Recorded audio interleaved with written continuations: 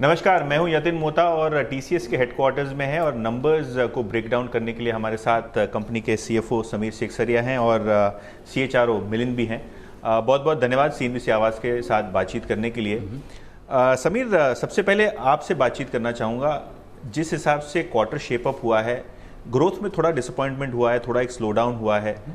क्या आपको लगा ये कम्प्लीटली अनएक्सपेक्टेड था, इतना ज़्यादा स्लो होना Q1, और अगले 3 क्वार्टर में क्या आपको लगता है अभी भी अनसर्टिनिटी बनी हुई है?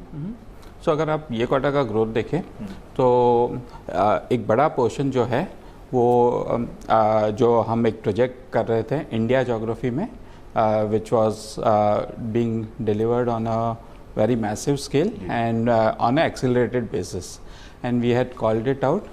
100,000 साइट्स डिलीवर करने की थी, उसमें से प्रैक्टिकली 90-95,000 हो गई थी, बाकी कुछ एक अभी हुई है।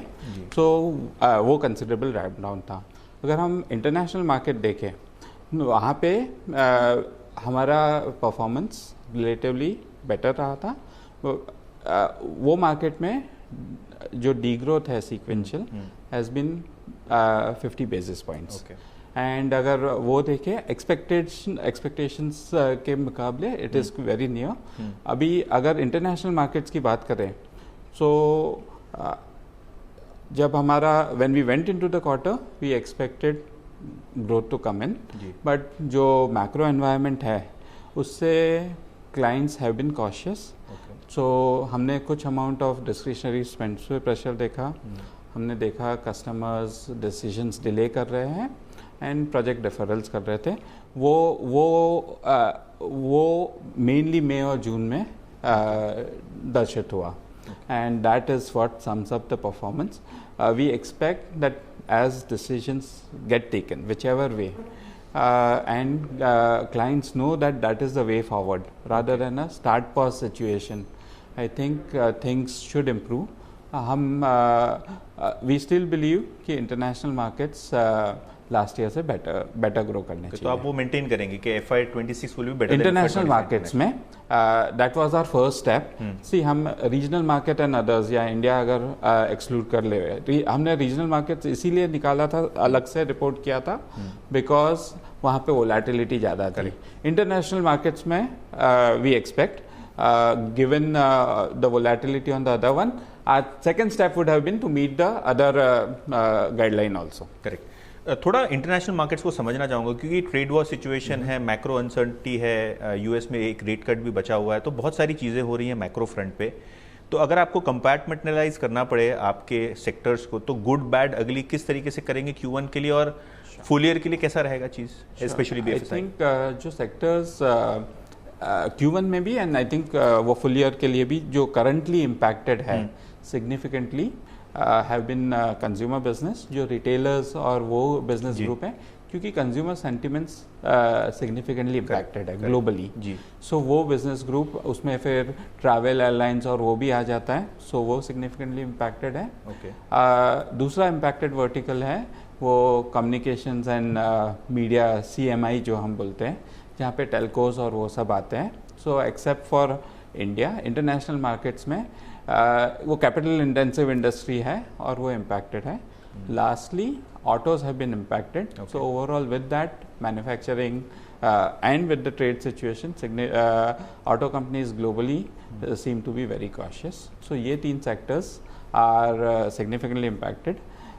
जो ग्रोथ देखी है मैन्युफैक्चरिंग ने, in spite of autos being impacted, हमने ग्रोथ देखी मैन्युफैक्चरिंग में। ERU रिलेटिवली ओके है and tech and services has been doing good, so वहाँ पे इन्वेस्टमेंट्स जारी है। BFSI and health care should improve going forward. Okay Milind, एक क्वेश्चन आपके लिए। हर पहली तारीख को TCS का एम्प्लॉई एक SMS के लिए रुकता है, अपने इंक्रीमेंट्स के लिए रुकता है। तो लास्ट क्वार्टर आपने कहा था कि इस क्वार्टर शायद इंक्रीमेंट्स हो जाएंगे और अप्रेजल लेटर्स डिस्ट्रीब्यूट होंगे, इस टाइम क्यों नहीं हुआ वो, और क्या आपको लगता है कि ये फुल ईयर ऐसे ही रहेगा इन टर्म्स ऑफ हाइक्स? जैसा समीर ने कहा कि थोड़ा बिजनेस सिचुएशन में जो वॉलेटिलिटी है उसके कारण हमने अभी भी डिसीजन नहीं लिया है उसके लिए, और जैसे ही हम डिसीजन लेंगे वो आपको बताएंगे। बट कब लेंगे आप? जल्द? जैसा ही सभी बताएगा कि अच्छा है, जैसे सुधार होगा। BSNL ऑर्डर्स के बारे में पर्टिकुलरली पूछूंगा। लास्ट ईयर बेस बड़ा था, आपने बहुत सारा ऑर्डर एग्जीक्यूट किया, लेकिन वो मार्जिन डाइल्यूटिव था।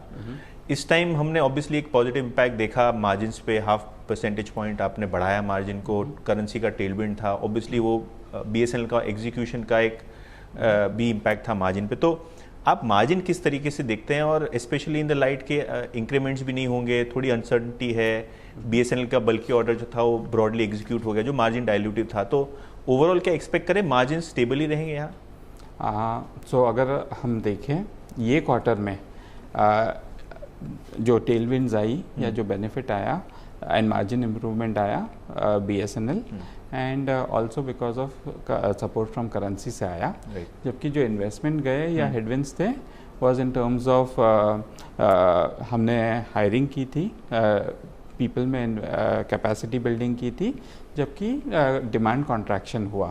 सो हमारे पास अभी कैपेसिटी है, अभी हम आगे चल के ये हमारा जो ऑपरेटिंग लीवरेज है बेटर कर सकते हैं, यूटिलाइजेशन और प्रोडक्टिविटी पे फोकस कर सकते हैं, एंड उससे हमको मार्जिन टेलविंड आनी चाहिए। हमारा जो लॉन्ग टर्म टारगेट है वो 26 से 28% जारी रहता है। राइट। आपको मिलिंद पूछना चाहूँगा हायरिंग प्लान के बारे में। इंक्रीमेंट्स नहीं हो रहे हैं तो ऑब्वियसली थोड़ा बहुत एट्रिशन होता है, नेचुरली बहुत सारा एट्रिशन ऐसे भी होता है डे टू डे में। कैसे आप प्रिपेयर कर रहे हैं, क्योंकि बहुत सारी चीज़ें, बहुत सारे प्रोडक्ट रिक्वायरमेंट्स क्लाइंट्स के भी चेंज हो रहे हैं, तो स्किलिंग कैसे कर रहे हैं, हायरिंग प्लान कैसा रहेगा या फ्रीज रहेगा, कैसे आप देख रहे हैं full year in terms of hiring?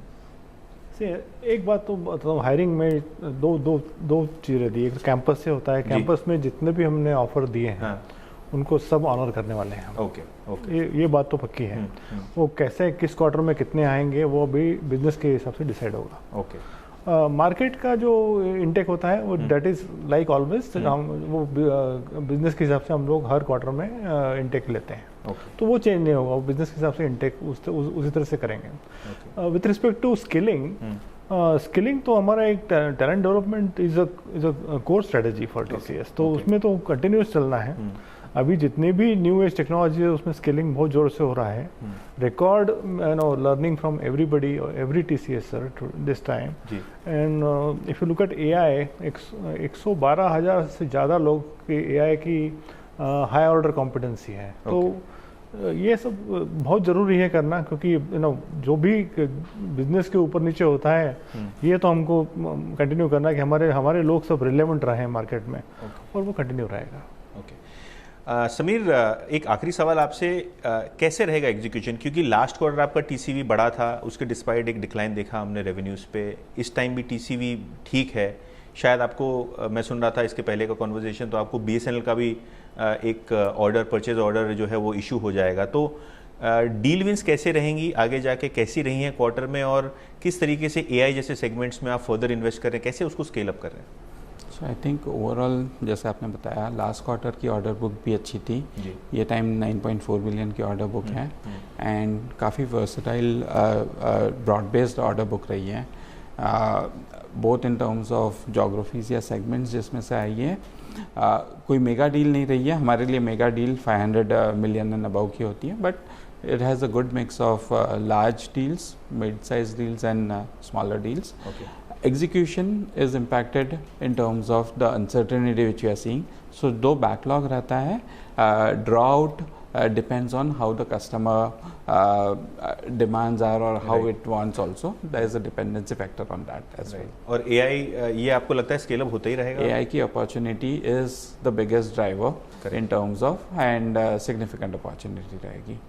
Thank you so much and all the best for the coming quarters. Milind, मुझे पता चला आपका आखिरी क्वार्टर है, तो आपको भी ऑल द बेस्ट अपने नए स्टेट के लिए। Thank you Yatin. Thank you Yatin.